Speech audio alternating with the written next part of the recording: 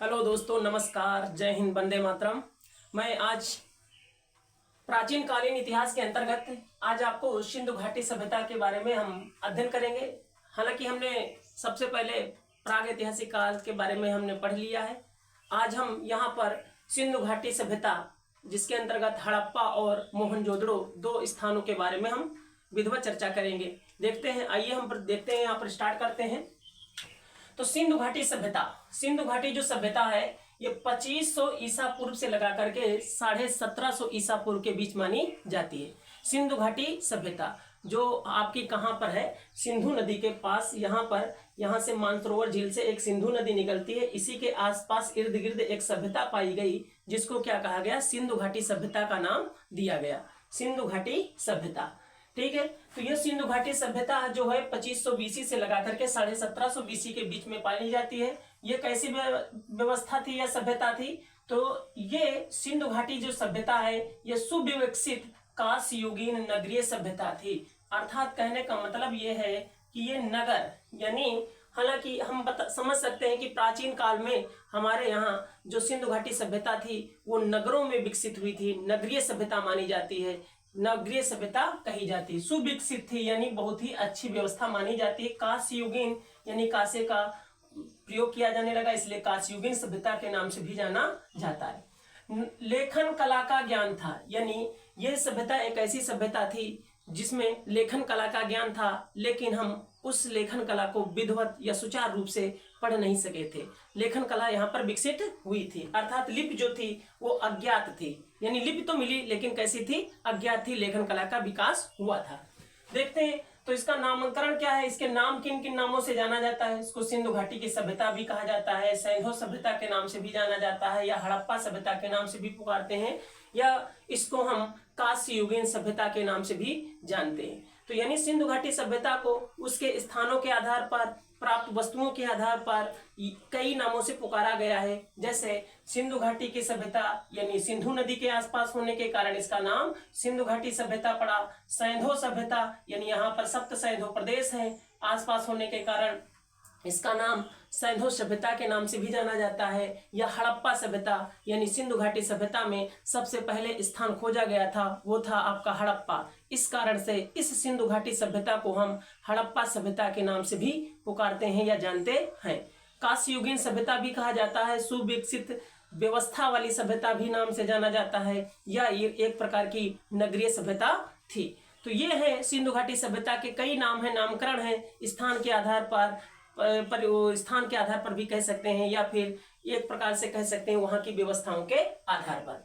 तो देखते हैं इसका सिंधु घाटी सभ्यता का विस्तार भारत में कहां कहां पर मिला और कैसे कैसे माना जाता है। तो इसका जो सीमा का निर्धारण हुआ है या इसका जो क्षेत्र का विस्तार है ये कहां कहां पर पाया जाता है, तो ये भारत में पाई जाती है, पाकिस्तान में भी पाई जाती है, कुछ हिस्सा अफगानिस्तान में। यानी इसको विस्तार, सिंधु घाटी सभ्यता का विस्तार भारत के साथ साथ पाकिस्तान और सिंध यानी अफगानिस्तान यानी 3 देशों के साथ ये इसकी सीमा, अंतरराष्ट्रीय सीमा निर्धारण करती है, भारत, पाकिस्तान और अफगानिस्तान। तो देखते हैं भाई भारत में इसका विस्तार कैसे कैसे हुआ। सबसे पहले इसके बारे में हम समझ लेते हैं कि सिंधु घाटी सभ्यता की जानकारी कैसे मिली, सिंधु घाटी सभ्यता को हम लोगों ने कैसे जाना, पहचाना, इसके बारे में हम पहचानते हैं। तो देखिए इसकी जानकारी देने वाले सबसे पहले व्यक्ति जो थे वो थे चार्ल्स मेसन। कौन थे? Charles mason. तो चार्ल्स मेसन ने इसकी जानकारी दी थी। चार्ल्स मेसन के द्वारा सिंधु घाटी सभ्यता की जानकारी मिली थी, चार्ल्स मेसन। और सर्वेक्षण करने वाले जो अधिकारी थी, सर्वेक्षण किसने किया था? तो सर्वेक्षण करने वाले जो अधिकारी थे या भारतीय पुरातत्व के जो जनक माने जाते हैं वो थे जेम्स कनिंघम। तो जेम्स कनिंघम को क्या है, इन्होंने क्या किया था, सिंधु घाटी सभ्यता का सर्वेक्षण किया था, या इनको भारतीय पुरातत्व का जनक भी कहा जाता है। ये उस समय सर्वेक्षण किया था जब भारत में हमारे यहाँ वायसराय कौन थे? लॉर्ड कर्जन थे। तो लॉर्ड कर्जन के समय हमारे यहाँ भारत में जो विदेशी या यानी अंग्रेजी सत्ता के समय यानी हमारे यहाँ लॉर्ड कर्जन थे। तो लॉर्ड कर्जन के माध्यम से ही यानी वो हमारे यहाँ वायसराय थे। उसी समय जेम्स कनिंघम के द्वारा यहाँ पर क्या किया गया था? सर्वेक्षण किया गया था। नामकरण यानी सिंधु घाटी सभ्यता का नाम किसने दिया था? तो नाम देने वाले थे जॉन मार्शल। जॉन मार्शल के द्वारा सिंधु घाटी सभ्यता का क्या किया गया था? नाम दिया गया था। और खुदाई करने का आदेश या खुदाई पहली किसने कराई थी? तो दयाराम साहनी के द्वारा सन 1921 में कराई गई थी। तो ये था सिंधु घाटी सभ्यता के बारे में कुछ यानी जानकारी। किस जानकारी के अंतर्गत सबसे पहले जानकारी किसने दी, तो चार्ल्स मेसन ने दी। सर्वेक्षण किसने किया, कनिंघम ने किया था। नामकरण किसने दिया, जॉन मार्शल ने दिया था। खुदाई किसने कराई थी, तो दयाराम साहनी ने कराई थी। अच्छा, हमारे यहाँ जो जेम्स कनिंघम है, जेम्स कनिंघम, तो जेम्स कनिंघम को भारतीय पुरातत्व का जनक कहा जाता है, भारतीय पुरातत्व का जनक। ठीक है, ये चीजें मानी जाती हैं। अच्छा, भारतीय महानिदेशक किसे कहा गया, तो भारतीय महानिदेशक जिन्होंने नामकरण किया था, सिंधु घाटी सभ्यता का नाम दिया था, जॉन मार्शल को भारतीय पुरातत्व का महानिदेशक माना जाता है। तो आइए हम देखते हैं कि सिंधु घाटी सभ्यता का विस्तार कहाँ कहाँ पर मिला।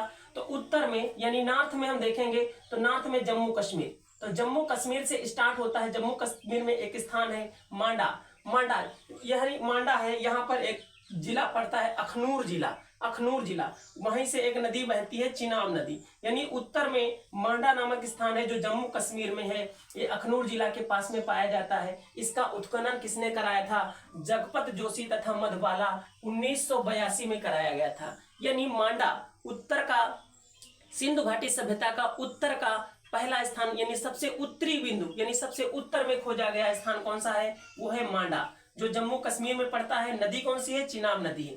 जिला कौन सा है, अखनूर जिला है, जम्मू कश्मीर का जिला अखनूर जिला। उत्खनन का कार्य किसने किया था, जगपत जोशी व मधवाला के द्वारा 1982 में कराई गई थी। ये था उत्तर में। फिर हम दक्षिण में जाते हैं तो दक्षिण में मिलता है आपका महाराष्ट्र, यानी यहाँ पर आपको महाराष्ट्र राज्य मिलेगा। सबसे दक्षिणी बिंदु है महाराष्ट्र, जो दैमाबाद स्थान है, और नदी का नाम है प्रवरा। नदी का नाम क्या है, प्रवरा। यहाँ पर यानी उत्तर में मांडा, दक्षिण में दैमाबाद, मांडा दैमाबाद, मांडा दैमाबाद, तो महाराष्ट्र में पड़ता है। ये नदी कौन सी है, प्रवरा नदी। वहां पर नदी, उत्तर में नदी कौन सी थी, चिनाब, यहाँ पर कौन सी है, प्रवरा नदी। तो यानी चिनाब नदी, प्रवरा नदी, मांडा और दैमाबाद। ये क्या है, ये दैमाबाद जो है महाराष्ट्र में है, सबसे दक्षिणी बिंदु है, या सिंधु घाटी सभ्यता का दक्षिणी स्थान या दक्षिणी स्थान के नाम से जान सकते हैं। ये क्या है, यहाँ पर एक तांबे का रथ मिला था दैमाबाद में, उस समय क्या है, तांबे का रथ खोजा गया था। इसी प्रकार हम पूर्व में देखेंगे तो पूर्व में यूपी के पास में आलमगीर पड़ता है, जो मेरठ जिला है, मेरठ जिला के पास में यहाँ पर एक नदी बहती है, हिंडन नदी। उत्खनन का काम किसने किया था, यज्ञदत्त शर्मा। तो पूर्व में स्थान मिलता है ये आलमगीरपुर, जो यूपी में पड़ता है मेरठ के तहत। और पश्चिम बंगाल यानी आगे पश्चिम में जाएंगे तो पश्चिम में एक स्थान पड़ता है सुतका गंडोर, सुतका गंडोर जो आपका पाकिस्तान में पड़ता है। यहाँ पर एक दास्क नदी बहती है, कौन सी नदी, दास्क नदी, सुतका गंडोर। इसका कार्य यानी इसका उत्खनन करने का काम किया था सर मार्क ऑरेल स्टाइल ने 1927 में किया गया था। इस प्रकार से हम समझ सकते हैं कि सिंधु घाटी सभ्यता है जो ऊपर उत्तर में मांडा, दक्षिण में दैमाबाद और पूर्व में आलमगीरपुर और पश्चिम में जो आपका सुतका गंडोर पड़ता है। नदियों के हिसाब से देख लिया जाए तो मांडा चिनाब नदी, दैमाबाद प्रवरा नदी, और पूर्व में आलमगीर के पास में हिंडन नदी है, और सुतका गंडोर दास्क नदी के आधार पर है। यानी इस एरिया में इतना जो एरिया आया, इस एरिया में ये एक सिंधु नदी जो थी, सिंधु नदी के आसपास, सिंधु नदी के आसपास क्या हुआ, सिंधु घाटी सभ्यता का विस्तार पाया गया। अच्छा, देखते हैं इसका आकार कैसा था। तो आकार में देखिए ये आपको कैसी नजर आ रही है, एक प्रकार से त्रिभुजाकार नजर आ रही है, त्रिभुजाकार। तो आकार इसका कैसा था, त्रिभुजाकार था। विस्तार लगभग कितना पाया गया, सिंधु नदी के आसपास जो विस्तार इसका पाया गया वो विस्तार था 16 लाख वर्ग किलोमीटर, 16 लाख वर्ग किलोमीटर में इसका विस्तार पाया गया। और 1300 किलोमीटर इसका समुद्र तल है। यानी सिंधु घाटी सभ्यता का, यानी पूछा जा सकता है कि सिंधु घाटी सभ्यता का समुद्र तल लगभग कितना था। तो समुद्र तल का मतलब यह सिंधु नदी है, आसपास ये अरब सागर है, तो यानी 1300 किलोमीटर, 1300 किलोमीटर का यानी समुद्र तल पाया जाता है। लिपि कैसी थी, अज्ञात लिपि थी। लिपि कैसी थी, अज्ञात लिपि थी। तो ये था सामान्य परिचय सिंधु घाटी सभ्यता का। अब हम सिंधु घाटी सभ्यता के दो बड़े स्थानों के बारे में चर्चा करेंगे, अध्ययन करेंगे। तो पहला स्थान जो खोजा गया था वो था हड़प्पा। वो कौन सा था स्थान, हड़प्पा। यानी सिंधु घाटी सभ्यता के दौरान सबसे पहला स्थान खोजा जाने वाला स्थान हड़प्पा स्थान था। हड़प्पा के बारे में पढ़ते हैं। हड़प्पा पड़ता कहाँ पर है, तो हड़प्पा जो है वो आपकी 5 नदियां हैं, सिंधु की सहायक नदियां हैं। सिंधु के पास में झेलम, रावी, सतलज, ब्यास। तो रावी नदी यानी देखिए पाकिस्तान के पास में पड़ता है हड़प्पा। यानी यहाँ पर आप देखेंगे तो यहाँ पर यानी एक नदी बहती है, रावी नदी। तो रावी नदी के बाएं तट पर ये हड़प्पा स्थान जो पाकिस्तान में पड़ता है, रावी नदी के बाएं तट पर पड़ता है। और पाकिस्तान का एक जिला है, माउंट गोमरी जिला है, वहीं पर ये इसका स्थान मिलता है, हड़प्पा नामक स्थान। तो सिंधु घाटी सभ्यता को हड़प्पा सभ्यता भी कहा जाता है, क्योंकि पहला स्थान यहाँ पर खोजा गया था। खोजकर्ता कौन थे? तो दयाराम साहनी थे। उन्होंने 1921 में पहली बार इसकी खुदाई कराई थी। हड़प्पा सभ्यता से कौन कौन सी वस्तुएं मिली, तो आइए हम देखते हैं कि हड़प्पा के दौरान जब खुदाई की गई, उत्खनन कराया गया, तो वहां पर हम कौन कौन सी वस्तुएं प्राप्त किए हैं। तो देखिए भाई, कौन कौन सी प्रमुख वस्तुएं मिली हैं। पहला, श्रमिक का आवास, कुम्हार का चाक, अन्नागार, लकड़ी का ताबूत, RS-30 का कब्रिस्तान, कांसे की बैलगाड़ी, स्वास्तिक चिन्ह, तांबे से बना पैमाना तथा सोने का हार। यानी ये वस्तुएं ऐसी हैं जो हड़प्पा कालीन स्थान के समय मिली हैं। हड़प्पा के समय तो हम यानी रिलेट कर सकते हैं कि हड़प्पा के समय कौन कौन सी, तो एक प्रकार से हम कह सकते हैं जैसे एक श्रमिक होता है, एक मजदूर होता है। तो श्रमिक यानी हम श्रमिक को तुलना करके हड़प्पा की वस्तुओं को हम अध्ययन कर सकते हैं, आसानी से पढ़ सकते हैं। जैसे श्रमिक है तो यहाँ पर क्या है, श्रमिक का आवास, श्रमिक का आवास यानी मजदूर का घर। अब मजदूर होगा तो वो कुम्हार का काम करेगा, तो यानी कुम्हार का चाक। अब भी कार्य करेगा तो कुछ ना कुछ तो खाए पिएगा। तो अन्नागार मिला। अन्नागार कितने कच्छों का मिला था? तो 12 कच्छों का। यानी सबसे बड़ा अन्नागार मिलेगा तो मोहनजोदड़ो के समय मिलेगा, और सबसे छोटा यानी तो वो है कौन सा, हड़प्पा के समय। लकड़ी का ताबूत, लकड़ी का कार्य भी श्रमिक करता है। और RS-30 कब्रिस्तान, यानी कब्रिस्तान भी क्या है, कब्रिस्तान की खुदाई करना या कब्रिस्तान में ये सब श्रमिक के द्वारा किए जाते हैं। कांसे की बैलगाड़ी, स्वास्तिक चिन्ह और तांबे से बना पैमाना, सोने का हार, ये हड़प्पा कालीन प्रमुख कुछ वस्तुएं हैं जिनसे हमको ये जानकारी मिलती है कि हड़प्पा की सभ्यता कैसी थी। ये सभ्यता एक प्रकार से हम कह सकते हैं अज्ञात लिपि वाली नगरीय सभ्यता मानी जाती है। इसके साथ साथ यहाँ पर कुछ मोहरें मिली। तो वो मोहरें कैसी थी? सैलखड़ी की मोहरें थी। कैसी थी? सैलखड़ी की मोहरें थी। और हड़प्पा वासी जो खेल में यानी एक खेल था शतरंज में सबसे ज्यादा खेलते थे।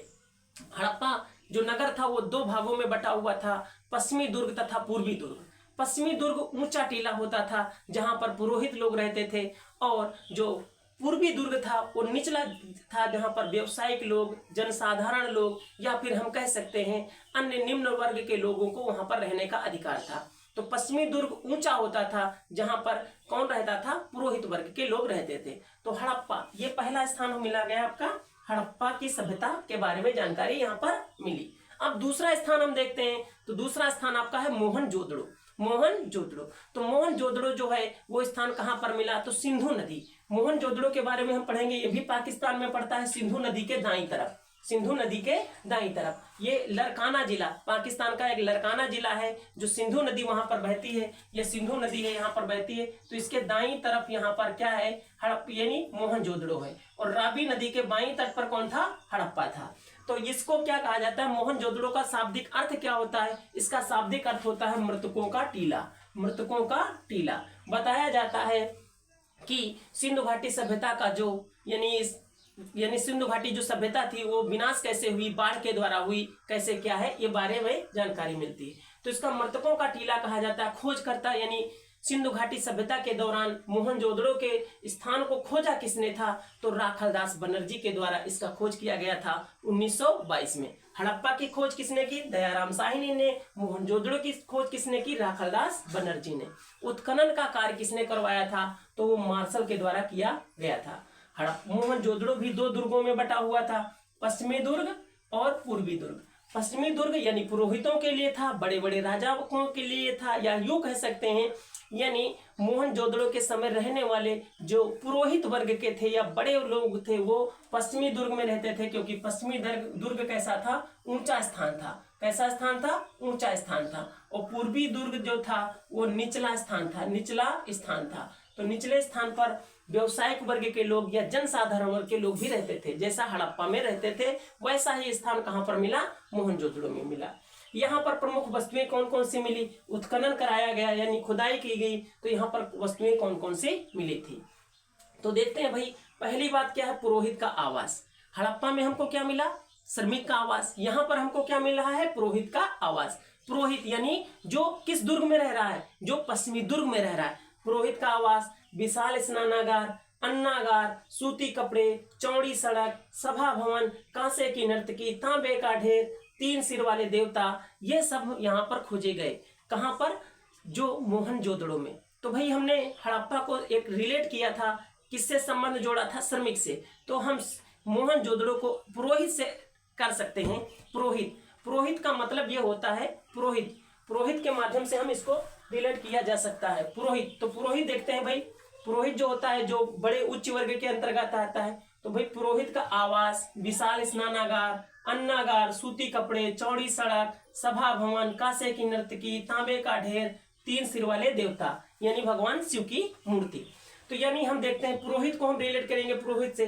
तो यानी जैसे पुरोहित का आवास होगा तो वो भाई स्नान करेगा, तो स्नान के लिए विशाल स्नानागार, यानी पुरोहित ने क्या किया? पुरोहित जो है अपने घर से निकलेगा, स्नानागार करेगा। फिर अन्नागार, यानी सिंधु घाटी सभ्यता का सबसे बड़ा जो स्थल मिला है वो है अन्नागार। 27 प्रकोष्ठों का यानी 27 कक्षों का था। हड़प्पा में कितना था? 12 कक्षों का था। यहाँ पर कितना है? 27। यानी अन्नागार, यानी वही पुरोहित जो आवास में रह रहा है वो स्नान करेगा, स्नान करने के बाद अन्न खाएगा, फिर सूती कपड़े पहनेगा, सूती कपड़े, फिर एक लंबी चौड़ी सड़क से क्या होगा? वो बाहर की ओर जाएगा। जाएगा कहाँ पर? सभा भवन में। सभा भवन में, सभा भवन में क्या है? एक कांसे की नर्तकी है, या यूं कह सकते हैं नर्तकी का एक यानी नृत्य किया जा रहा है। और वहीं पर क्या है? जब वो खुश होते हैं तो तांबे का ढेर उन पर क्या है? एक प्रकार से हम कह सकते हैं कि लुटाया जा सकता है। तो इसका मतलब रिलेट कर सकते हैं कि कौन मिला? श्रमिक, यानी पहला कौन मिला?